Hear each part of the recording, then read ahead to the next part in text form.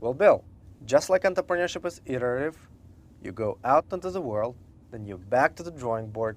We're back here with you. It's nice to be back here, and we're going to be looking inward in this step, whereas all the previous steps we've been really focused outward. So it's a change of pace here. It's great that you mentioned that because it's very common to hear entrepreneurs say, hey, our secret sauce is this. And investors ask for, what is your secret sauce? What is your secret sauce? Let's talk about that. Well, it's important to have secret sauce, unique selling proposition, or what we're going to refer to as the core, but that's not where you start. You have to start with the customer and then kind of figure out what your core is and why it's relevant to them. But you do have to have something that makes you uniquely qualified to provide the solution to the customer. Otherwise, you're just creating a market that someone else will be able to reap the benefits of. And that's not a very smart move, because it's very expensive to create a market. If you create the market, you want to reap the dividends from spending that investment to create the market. Let me play skeptic for a minute. You advocate focus on the persona, and if you identify a painful problem that the persona hasn't solved, why do you need to care about anything else, such as the core? Because you don't want to be in a situation where you incur all this investment of money, time, effort, intelligence, and then create a market that you turn around and somebody else owns. That's not a sustainable business. You spent money here, but you didn't reap the rewards here. That's a business that's going to be out of business quickly. What we need to do is think about, once we create this business, what is it that we can uniquely do that the customers will want to come to us because we provide more value to them than anybody else.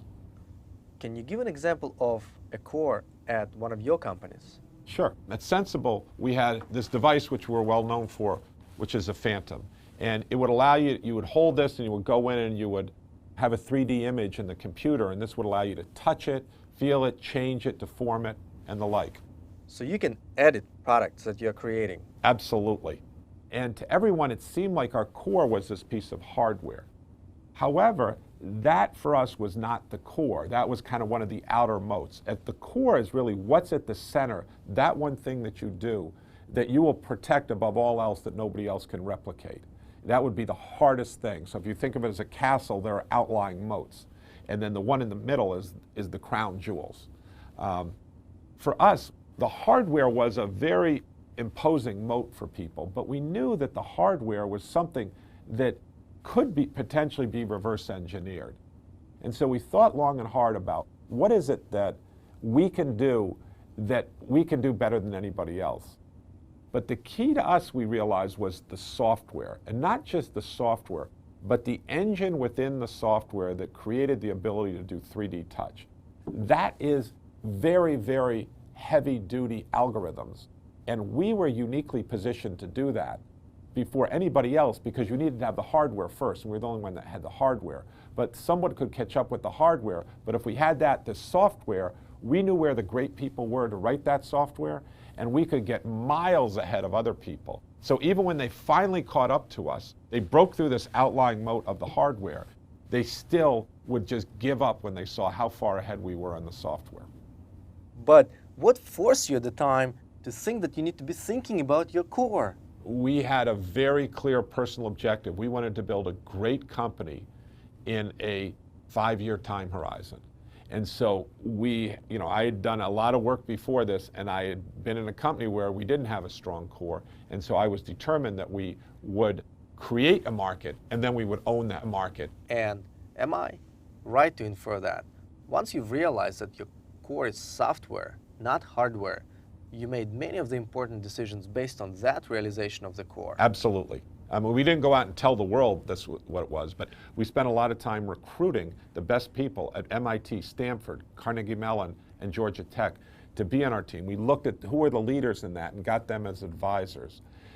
We thought about our incentive structure, how the company's physical layout was set up, because our core, we needed to develop this at very rapid pace, because at the end of the day, this was going to be that thing that would protect us above all else.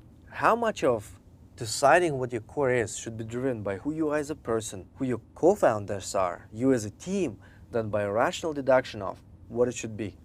You're going to be balancing these two things. You have to figure out what the customer wants and what you're good at, but you also have to figure out what you're passionate about. Because when you start a company, you're not doing it for 6 months, 12 months, 18 months. You better plan on doing it for 6 years, and you better love what you're doing. Because if you don't, you're not going to be really good at it. And the people around you are going to know it, and they're not going to be passionate about it. So your core better be something that you can get excited about, and you will think kind of competitively, how do I defend this? How do I defend the family jewels, the crown jewels?